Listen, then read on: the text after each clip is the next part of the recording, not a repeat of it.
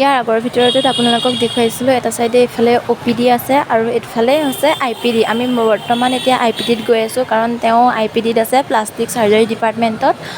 আৰু এইটো ইমাৰ্জেঞ্চি হয়, ইয়াতে যিবোৰ ইমাৰ্জেঞ্চি কেছ আহে ইয়াতে লোৱা হয় এইবোৰ। আৰু তেওঁ IPDৰ 5 নম্বৰ মহলাত আছে।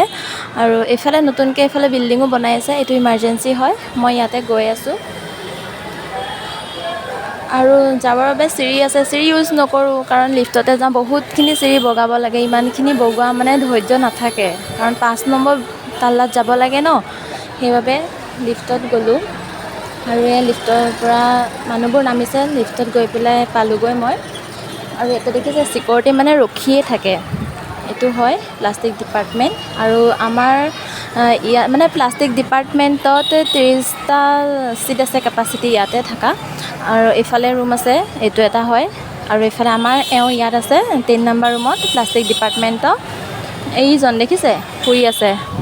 আৰু গৈ পালোঁ, যোৱাৰ পিছতে মই যে আনিছিলোঁ ডালিম ধুনীয়াকৈ তেওঁ কাটি দিলোঁ খাবৰ বাবে। আৰু তেওঁ মানে বিশেষকৈ মই গ'লে মানে কয় যে কিবা এটা লৈ আহিবা খাবলৈ, মানে ভাল পায় ন। যিমানে যি নহওক তেওঁ অকলশৰে তাত থাকে। এদিন মই ৰুমত যাওঁ, এদিন বাৰু মই হোষ্টেলত থাকোঁ এনেকৈ, কাৰণ মাও অকলশৰে থাকে, সেনেকৈ থাকোঁ। আজিলৈ বা